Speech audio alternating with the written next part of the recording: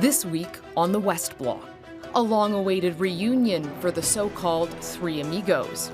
President Joe Biden invites Prime Minister Trudeau and Mexican President Manuel López Obrador to Washington. Will the summit signal a new direction for Canada-U.S. relations? We'll speak to Canada's ambassador in Washington, Kirsten Hillman. I recognize that expectations are high, as they should be. That's because the stakes are very high. A climate report card for COP26. Did the UN summit in Glasgow get a passing grade when it comes to fighting climate change? And what will it mean for Alberta and Saskatchewan? The Green Party's Elizabeth May has been at the negotiations. We'll get her assessment on Canada's role. And Canada Remembers, honoring our veterans. It's Sunday, November 14th, and this is the West Block. Thank you for joining us today. I'm Mercedes Stephenson. For the first time in 5 years, the leaders of Canada, Mexico, and the United States are meeting face-to-face in Washington on Thursday. There's a lot to talk about, from ending the COVID pandemic to fighting climate change. But it's the relationship between Prime Minister Justin Trudeau and U.S. President Joe Biden that will be front and center for Canadians. Joining me now is Canada's ambassador to the United States, Kirsten Hillman. Thank you so much for making time for us today, Ambassador. I know you must have a very busy schedule as this Three Amigos summit is approaching. What do you expect to be the priorities at this summit for Canada and for all three leaders? Thanks, Mercedes. It's so good to be with you today. It's been a long time since we've had a trilateral, a Three Amigos summit.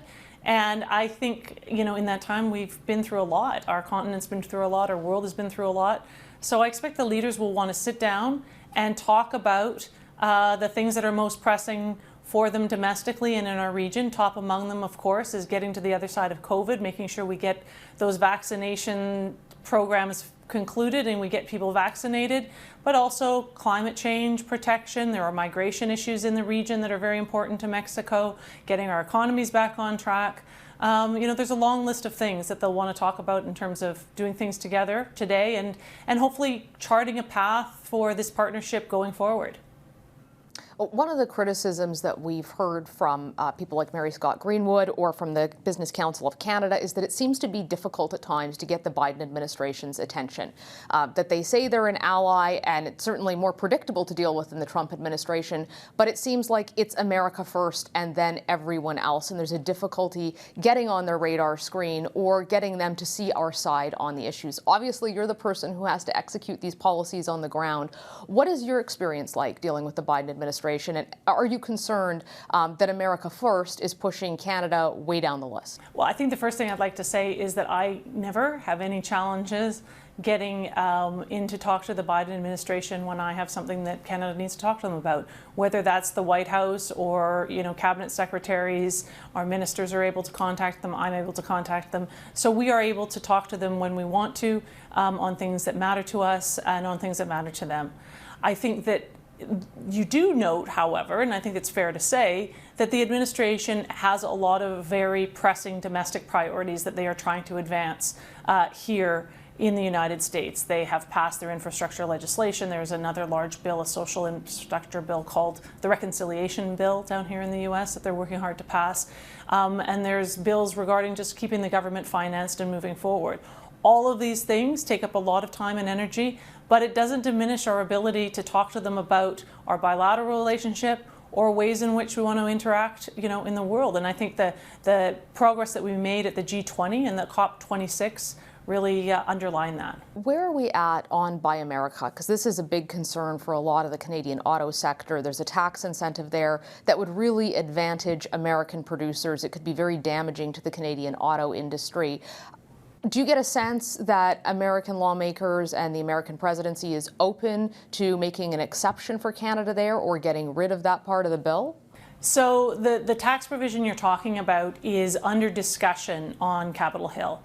It is in a draft that may pass the House. While it's under debate and discussion within the House, we are working very hard to make sure that we bring the facts to the table for the lawmakers to explain to them why that tax credit, while of course it's not good news for Canada, it's also really not good news for the US. The degree of integration that we have in our auto sector will mean that that tax credit will disrupt are very efficient and effective supply chains in the auto sector, supply chains that literally tens of thousands of American jobs rely on. So we're working hard to get those facts on the table for the US Congress. But that's just the first step. In this legislative process here in the United States, a bill passes the House, then it is up for discussion, debate. There needs to be a bill in the Senate as well. And the Senate version and the House version then need to be brought together into one version. So we're talking to the Senate, we're talking to the House of Representatives, we're talking to the White House, we're talking to members of the administration, cabinet members, and we're explaining to them that this tax credit just isn't in the U.S. interests. It will hurt American jobs. It's inconsistent with their international commitments, including their most recent commitments under CUSMA with them. And frankly, we should all be working to create more EVs together and maximize the number of EVs that are on the roads. And this provision won't do that. It'll disrupt the rapid and very competitive EV sector that we're trying to build here in the Canada-US ecosystem. Thanks. And yeah, I should clarify, because you were correct there. There's two totally different bills. There's the Buy America bill, which has to do with domestic contracts, and there's a separate bill that they're looking at on the automotive industry. Both don't spell good news for Canada, so good to hear that you're engaging on those. Line 5 is another big issue for a lot of folks here in Canada that people are concerned about. Of course, the state of Michigan wants to shut that pipeline down. Very important to the Canadian economy. What kind of response are you getting in Washington to the appeals to keep that pipeline going? Well, yeah. Well, I think that there are a lot of people in Washington who recognize that that is a very essential piece of infrastructure, who recognize that it's a piece of infrastructure that has operated safely for over 60 years. But there are concerns in Michigan, as you know well, from some who are afraid that this pipeline might need to be refurbished or that it might pose risks to the Great Lakes. And what I say is Canada cares about the health and safety of the Great Lakes as much as any American and all Michiganders. And we believe that there's a way in which we can work together, and primarily, Enbridge working with the state of Michigan to make a safe pipeline even safer. They're working on that. They have sought to negotiate a solution there. Those negotiations haven't borne fruit yet. But we are also having discussions with the U.S. federal government. Those discussions are really just about to get underway. So there isn't a lot to report on that. They're setting up sort of the parameters of those discussions, who will talk to who, what the timelines will be, and we'll have more to say on that in the coming weeks or maybe months. Ambassador Hillman, another big topic that is less in the news now that we have the two Michaels here home safe and sound, and you were deeply involved in the discussions about their freedom, and everyone is so glad to have them home. But that issue of China becoming an increasing political and military superpower is still very much a concern. People are trying to figure out where the Biden administration fits on all of this, what their positions are. What kind of discussions are we having with our American counterparts about our policy and our strategy towards China?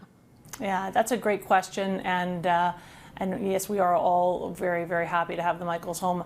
I think that what I can say is that China is an enormous, consequential country that impacts almost every aspect of the lives of Canadians as well as Americans as well as our allies around the world, and we're all kind of grappling with how do we have a sophisticated approach to dealing with this country that is a very significant country on the world stage. So we've seen recently efforts to work with China in the fight against climate change and to get China to take some commitments that are essential if we're going to fight this serious problem as a globe. It's essential for them to step up and be part of that fight. At the same time, there are other areas where it's harder to work together, and obviously areas around human rights and peace and security and arbitrary detention. This is much, much more difficult. And there we have to work with our allies to find ways to try to make sure that this kind of behavior that is contrary to the values that we are trying to advance in the world is minimized, is to the extent possible contained or ceases. Complicated, but the only way to really get that kind of thing done is to work with like-minded allies and all be pushing in the same direction. So there are many different ways in which we need to be working with China. We need to recognize that they're an economic force in the globe, and they're a market for many, many countries, and that's not going to change. So we have to approach the relationship in a sophisticated, sort of multifaceted way, and very much working with our allies. And we talk to the Americans about that regularly. We talk about each of these different areas of activity, and then we talk about strategizing with other partners around the world. Ambassador Hillman, that's all the time we have for today. Thank you so much for joining us, and good luck at the Three Amigos. Thank you so much. It's great to talk to you. Up next, Elizabeth May is a veteran of UN climate summits. Will the commitments made at COP26 make a difference? We'll speak to her from Glasgow next.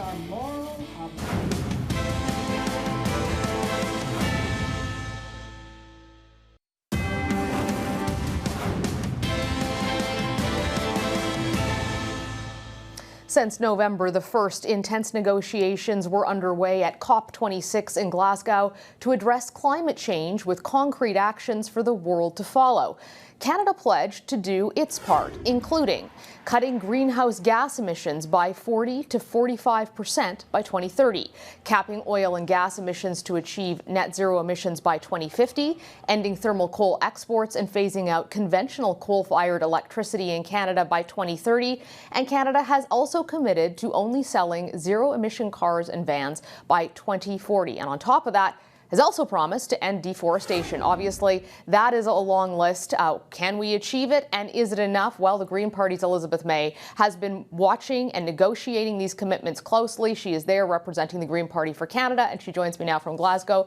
Elizabeth, thank you for making time for us. How are you? Well, it's been, as you can imagine, a very stressful last 2 weeks, and results were not what we had hoped. So I'm reflective, I suppose you'd have to say, reflective and tired.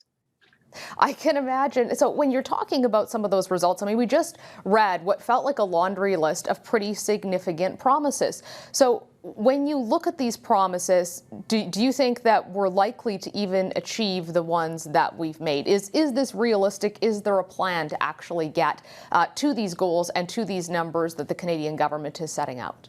We have to do more and faster, and that is globally, not just Canada. So this is the framework place that all countries come together, and Canada's commitments fall far short of what the science requires, although they, as you read them out, as you said, a laundry list, but the fundamentals are about holding to no more than 1.5 degree global average temperature increase.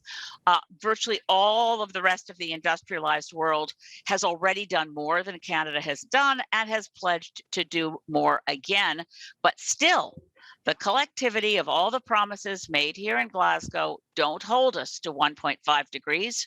So as Antonio Guterres, UN Secretary General, said in the waning hours of these negotiations, hanging on to 1.5 degrees, which is essential to ensure our children have anything like a livable world, he said that commitment is now on life support.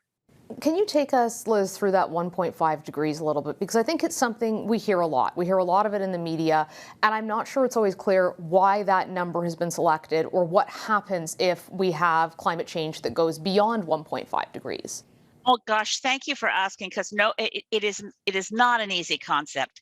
First of all, the full commitment is to hold to 1.5 degrees global average temperature increase compared to what it was before the Industrial Revolution. It doesn't sound like much, 1.5 degrees, but when you consider it's a global average number, it's a big number. Just to give some context, the global average temperature today compared to what it was 10,000 years ago when Canada was under several kilometers of ice, that difference is only 5 degrees global average temperature increase in Celsius. So 1.5 is huge. We already have increased global average temperature globally by 1.1 degrees Celsius. But as we know, Canada is experiencing faster rates of warming than other parts of the world, particularly our Arctic is warming 3 times faster than this global average figure. So what we did in Paris, and I do want to give credit to our Minister of Environment at the time, Catherine McKenna, Canada was the first industrialized country to step up and support the calls from the developing world, from low-lying island states that know that they will literally cease to exist with sea level rise unless we act faster and cut more deeply than anything that's currently pledged. Liz, I understand your point about this not being enough to achieve the 1.5 degrees and how critical is that happens. But on the other side, you also have provinces like Alberta and Saskatchewan and folks out there who say, look, if we get cut off tomorrow from a carbon economy, there will be thousands of people out of jobs and the economic damage will be in the billions. So this is too much too fast economically. What do you think of that? Well, first of all, no one's saying we're cutting it off tomorrow. We have to make the commitment yesterday so we plan ahead. And we have a just transition. That's a very key concept, that we plan ahead so that the regions of the country or of any part of the world that are fossil fuel production dependent or their workforce is dependent, that we make the transition. But the good news around our energy supplies is that Canada is a real, I remember when Stephen Harper called for us to be an energy superpower. Well, we can be, but it's going to be solar and it's wind and it's geothermal and it's tidal. Now, for people in Alberta and Saskatchewan who don't want to see the end of fossil fuels, it's kind of like keeping on wishing, if you were in the horse and buggy business or in the earlier part of the 1900s, that you could hang on to the jobs that everyone had in making wagon wheels and stabling horses and making buggy whips. There's a technological revolution. The reality is that the investment money is moving to renewables. The excitement around a new green economy is unstoppable. The question isn't whether we're going to be able to produce fossil fuels forever. It's the question of, can we ensure that we phase out our dependence on fossil fuels fast enough so that the damage done by burning them is constrained at a point that allows us to have a stable climate. We're never going to get back the climate we had when I was growing up. We are in a new regime of extreme weather events that are dangerous. 600 people died in British Columbia this summer because of the climate crisis and the heat dome that sat over much of BC. This is not a theoretical risk. This is a daily reality of climate emergency. We have to respond to it. And in doing so, we have to ensure that those places that were producing something dangerous are protected from a negative disruptive impact on their lives. Liz, there's some folks who say if Canada meets all of our goals and does all of this, there's still the issue of big countries like China or Russia who are not doing their part, or big auto emitters like Volkswagen who aren't signing on. Have you seen any progress towards that at COP26, or are we continuing to try to push progress here in Canada and other countries like that while some of the really big emitters do nothing? Let's be clear, we are a big emitter. We're one of the 10 countries in the world that, in absolute terms, not just per person, in absolute terms, we're one of the 10 biggest polluters. And because the emissions that we emitted 20 years ago are still in the atmosphere, the emissions from 40 years ago are still in the atmosphere, Canada is a big polluter. And our record, despite, I know we've had good announcements, many good announcements over the last number of years, but our emissions keep going up. Our fossil fuel subsidies keep going up. So we don't have a great record, and we are asking poorer countries to do more. But the reality is, at this meeting, for the first time, Prime Minister Modi of India, being here on behalf of that government, said that they will be producing half of all their energy from renewable sources by 2030. They took a target for net zero by 2070, which is unacceptably weak, but it's the first time we've seen India step up with targets in the near term to 2030. China committed in a tandem press conference with the US climate envoy, John Kerry, to do more. And the key words in the US-China declaration were that this is a decisive decade, right? So this net zero by 2050 discussion that is really dominating Canada's climate targets was called out frequently at this conference. We have to have really deep cuts by 2030. Canada's 40 to 45% reductions are against our 2005 levels. You know, the host country, the UK, is cutting by far more than that against its 1990 levels. So Canada is 21% above 1990 levels. The rest of Europe is substantially below 1990 levels, on the order of 40, 45% below 1990. So again, the base year matters. Canada's record isn't good. Our commitments are still too weak. And yes, we can achieve them, but we can't achieve them while we're building pipelines, and we can't achieve them while we're increasing subsidies, and we can't achieve them when we think we can frack our way to natural gas. There are things we must do in this country that we have not yet committed to do, but I think the direction is a good one. I'm not going to say that it isn't important to take steps in the right direction, but it's too late for steps. We need leaps. Okay. Elizabeth May, thank you so much for joining us from Glasgow today. Up next, a West Bloc tradition honoring Canadian veterans as we reflect on the service and sacrifice of those who put their lives on the line.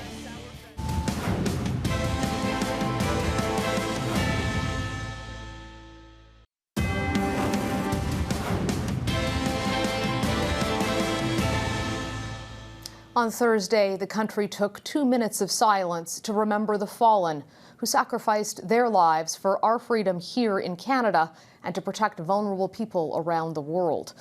A hard Remembrance Day for many veterans after a very difficult year for the military and the fall of Afghanistan to the Taliban. We here at the West Bloc would like to thank all of our veterans and those still serving in uniform for their service and leave you today with these images of Canada remembering. We'll see you back here next Sunday.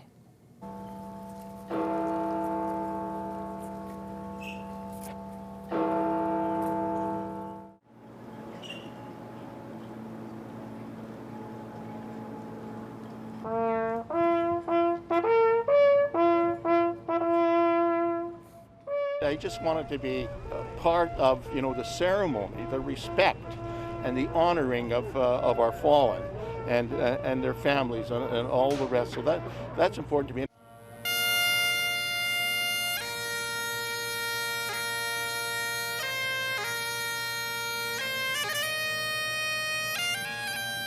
I do have a few people that friends of mine, colleagues, classmates that were lost overseas.